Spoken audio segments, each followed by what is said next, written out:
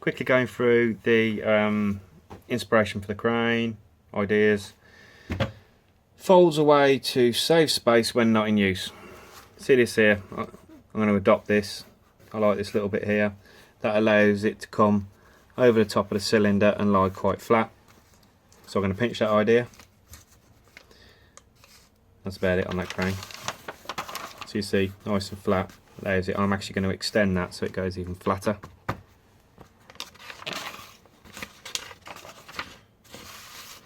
£200.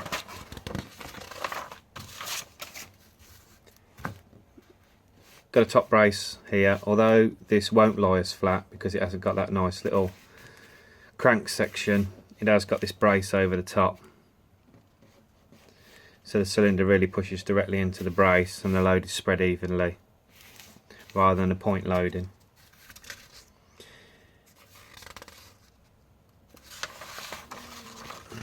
£238.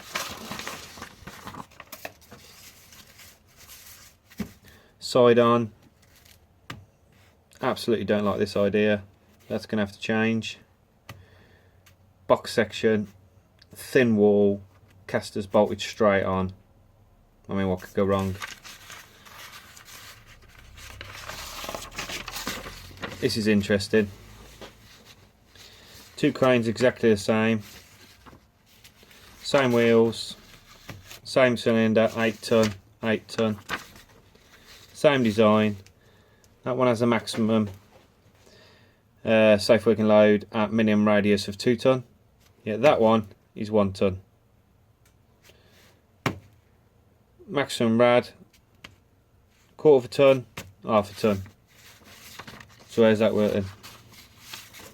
Same crane, same wall. Don't get it. One of the reasons I'm making my own list, you know what you're getting. Don't like that at all, in the slightest. Say no more. So, leg spread mechanism. Patient hoist this. We're lifting the less abled. So you see the legs spread on this to go around the beds and what have you. I'm going to adopt this idea. You see, you move this pedal up and down here, and this moves these little tie rods in and out and spreads the legs. So we're going to whip that idea. Here's another one of it, but the actuator's obviously inside there, and you can't actually see how it spreads and opens and closes. And this is why I'm going to plate just there. This is your thin wall cranes.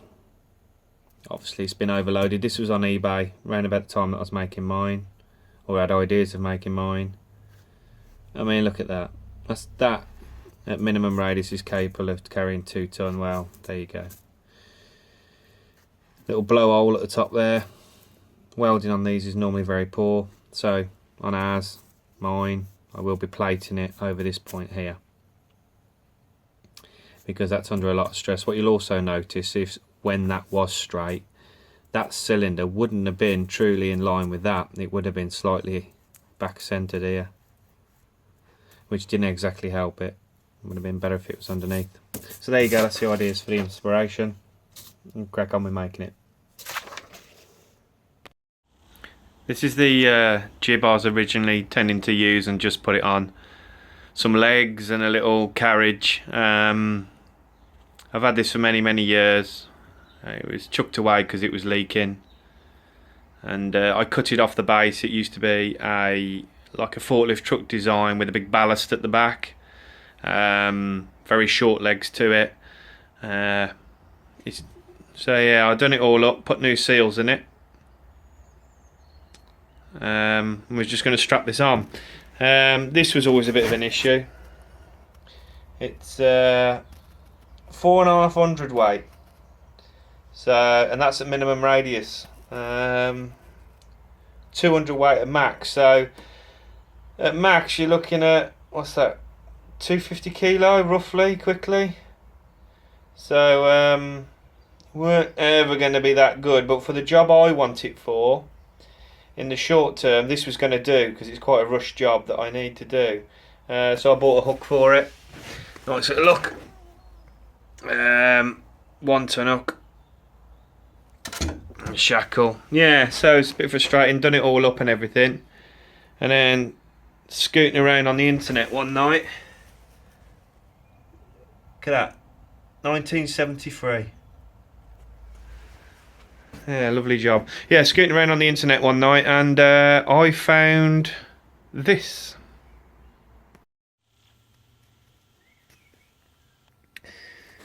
$26.99 delivered to your door. Brand spanking new. Loads of stroke on it. Built-in pump with handle. Why would I use the old crane? So that led me to just starting from scratch and build a new crane. 8 ton. Bargain. I've got some 5mm 80x80 tube. It's cut at 1200mm. It has an angle at each end of 105 degrees, like that. It's got a hole here, 22mm, at 1 metre from the longest side. Centre line in the tube. This is a piece of CLS tube, 21mm, something like that, OD. About a 3mm wall, and that is for the bolt to go through. That will be welded in there, both sides. And that's for, yeah, the bolt for the stabiliser. There'll be a stabiliser bracket coming off the back. And that's to stop the tube crushing. A bit over the top for 5mm, but that's what this crane's all about. We have the column top, which is, it's just standard size 80, because that's what steel is. 80x10 by 70. Quite handy really, because that's cut at an angle, so therefore that'll be 85, obviously an angle long, and it's still 80 that way. So when you actually put that on, it will give us a nice just in to put a bead of weld around the sides. These two are exactly the same, 80x10 by 140, 16mm clearance hole done on the centre line, 40/40. 2 of those, they will go on there to obviously hold the jib. Look like that, and the jib will be in there. That'll be welded up there. And the column base, again 80x10 by 200, 2 16mm clearance holes done on the centre line, 30 in at each side.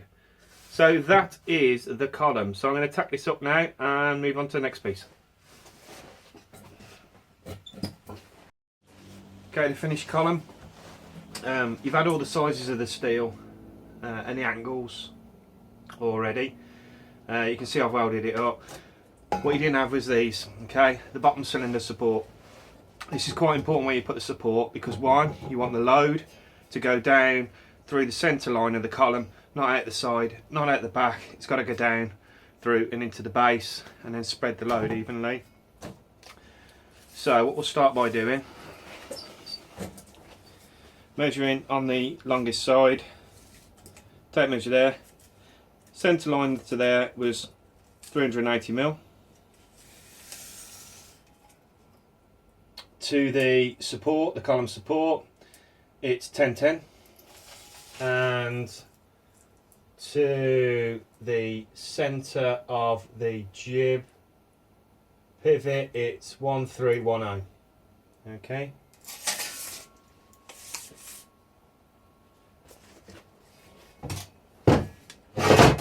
You see, I've got just 4 holes anywhere you want. This is just for a little handle, whatever best suits your height, really.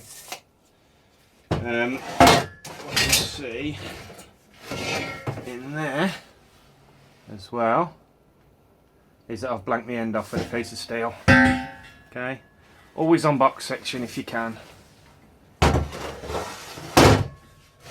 Blank the ends off, gives it some structure, a bit of strength.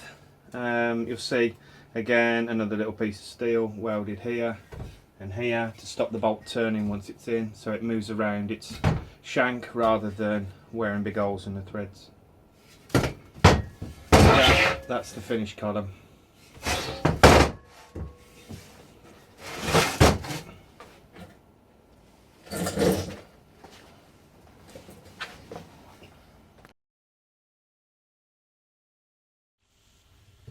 onto the base unit, we've gone up from 80 to 90 square. No structural reason for that, it's just that that's what I could salvage. By all means crack on with some 80 square so it matches the column, but for me it's about keeping it cheap, better than one in the shops, and exactly what I want. I'm trying to make this channel about that. So yeah, 600 long, hole only through the one side, each end, 16 clearance, 30mm in on the centre line. This will have a nut welded to this, and this will be, they will screw into the legs that spread. Obviously we'll have to drill some holes in the legs at various points, but that's simply to stop the legs, keep them where we want them. Okay, so that is the rear. Okay, jibs this way forward, so that's the rear. Simple, another piece of 90 square, 320 long. We've got this piece here, cut like that, two angles matching, 110 degrees. To the longest side it's 405. Two holes, at the moment they're 16mm, but these will be opened up because I put my CLS tube in, the seamless tube, to stop it crushing, and then I weld the tube in. Okay, they're 140 drilled on the centre line all the way through. Like I say, they will be opened up to get the centre, but at the moment when I'm looking about getting my sizes right, I'm just using them as bolt holes to put the column on. As we're making legs that spread, we need a hinge, which is where this plate comes in. Okay, 12mm thick, 120 wide, 128 to the shortest side, 110 degrees, 16mm clearance hole, 45mm in, again on the centre line. This will be welded there. That gives us our pivot.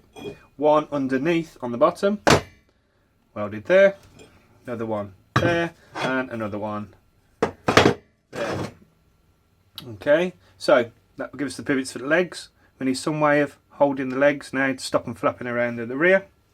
This is where 4 of these come in, 80 by 10 by 280. That will be welded there, underneath there,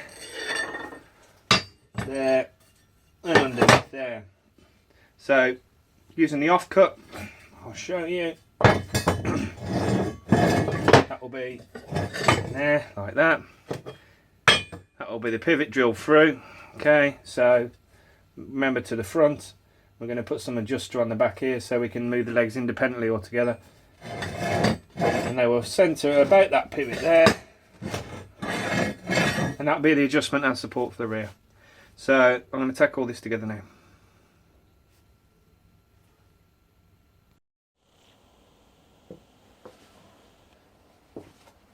Right, finished base unit.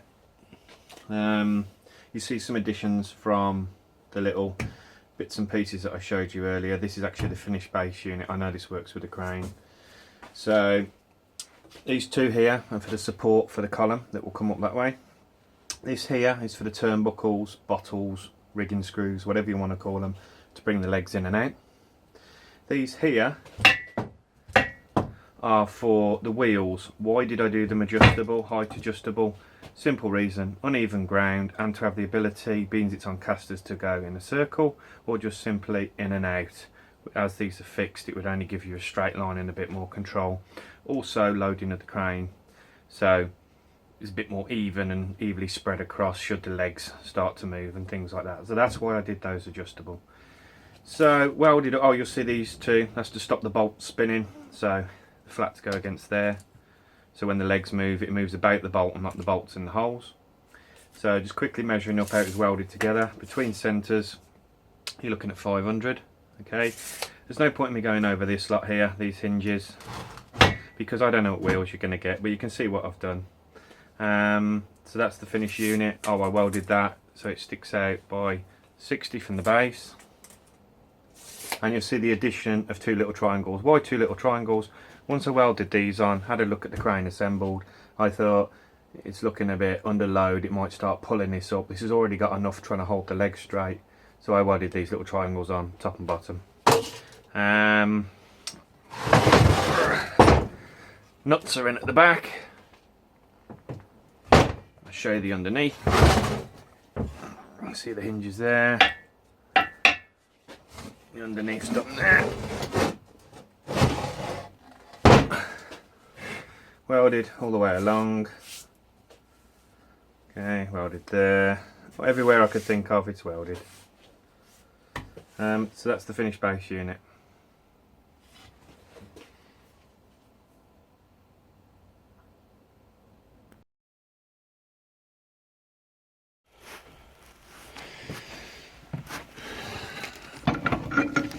Low duck is CE marked, which is a nice touch.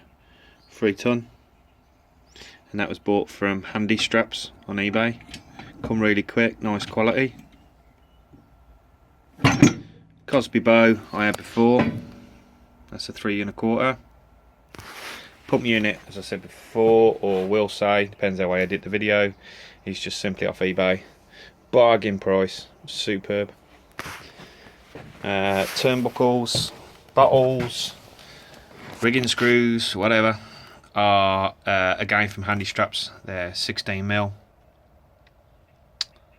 I think they only do the one size, but just in case. So unwound, safely unwound that is, you're looking at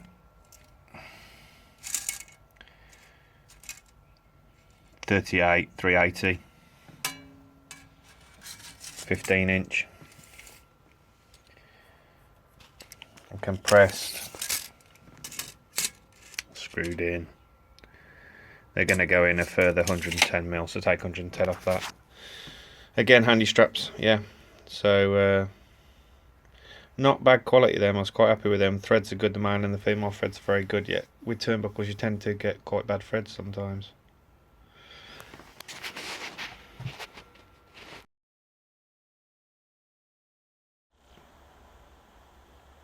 Onto the jib sizes.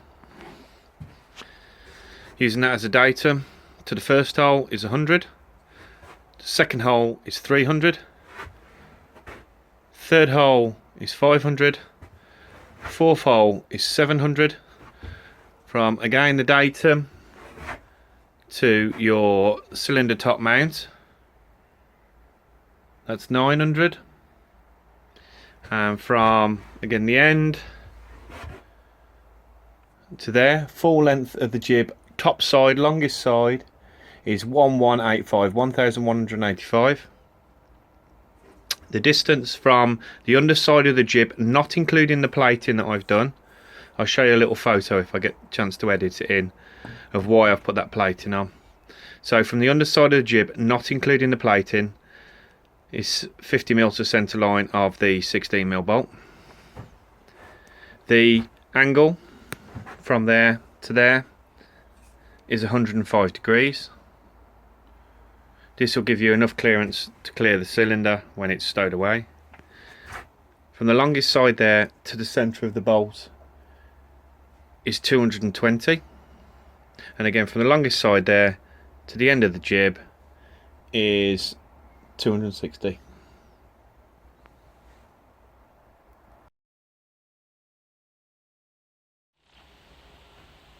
Onto the finished legs. This is 90x90 box, 5mm. You'll have to make a left and a right. This is looking from the hook to the pump unit rather than the pump unit out. So the left's the left, right, right. So starting at the base, you have 16mm nut welded on, centre line, 100mm in, and that's to fit onto the leg to keep the leg in position at the various points that you want it. So using the base as a datum to the first hole, which is 16mm clearance, 16.5 let's say. Hole drilled in there. You'll see this tube in there if it's showing very well. Cut round, welded, ground flush, gives it support, seamless tube, rather than just whacking a hole through that's going to wear big and give you sloppy legs. So from the base to your first hole is 1340, 1340. Again from the base to your bolts, you'll see the bolts have a little collar that I made. So where the turnbuckle fits in, rather than the turnbuckle slopping around on here, gives it a nice tight fit, and it's simply been machined that way. And then that one's there. One is longer than the other. That's because the one turnbuckle is higher than the other. And then you'll need to make another one in the base unit, which you'll see there, to keep them tight there. So you can see there is no slop in there. So from the base to those bolts to the centre line is 1625.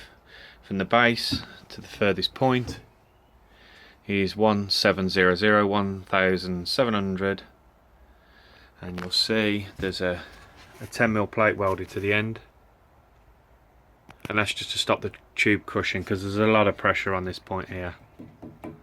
Okay, there is an angle cut. Reason for the angle is when it hinges in the base unit, obviously that point there, if it was square, would hit the base unit. So it's simply a relief angle, just a bit of a clearance angle. So whether you're in that side to there, I only did it 100 degrees. You might even get away with a little bit less, but I found 100 degrees so I could still get welding on the inside, and it would clear the welding of the base unit. So that's the finished legs. Incidentally, the jib steel, I don't know if I said, the jib steel's 80x80x5, so that's the only piece that's smaller, and the column. The rest of it was all done out of 90x90x5. Little handle as well. You don't need the sizes for that. Just go through your scrap box.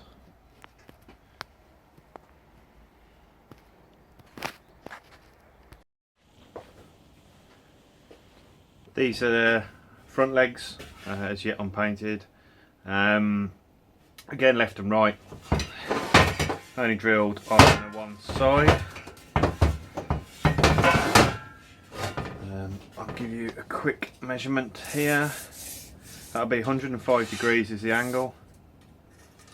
So from there to the top is 102, and then your holes from that end are 200, 530 and 870. As for those, they're all 16mm clearance.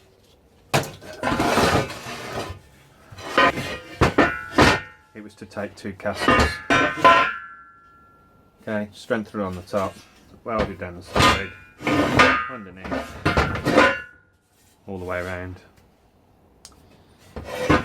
So again, you see I've tried to get it down as low as possible, the casters right in, rather than screwing them on the bottom. Again, stability and the strength, keeping it nice and strong, right up inside, try and lower in that height.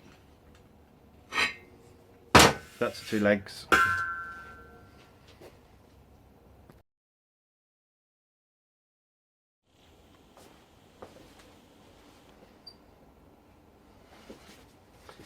Okay, finished rear legs, a left hand and a right hand. They can't switch from one side to the other because I haven't drilled the holes in the other side. No point in drilling unnecessary holes and weaken it. So all I've done, this is 10mm, and I've just done it 120, that's 140, and that's 90. Simply welded all the way around. Why the angle? More strength, more surface area. And you see I've put a brace in here. Why design it like this? Ideally in the future I want to put in a flange mounted, but I don't have one at the moment. These are for the front legs, and I want it to have a brake, so that's why I've built it like this. So it will, if I get a braked one, fit in there. For the time being I have this spacer, okay, to space it up to the height of the flange in there, and I have just a standard caster which goes in there.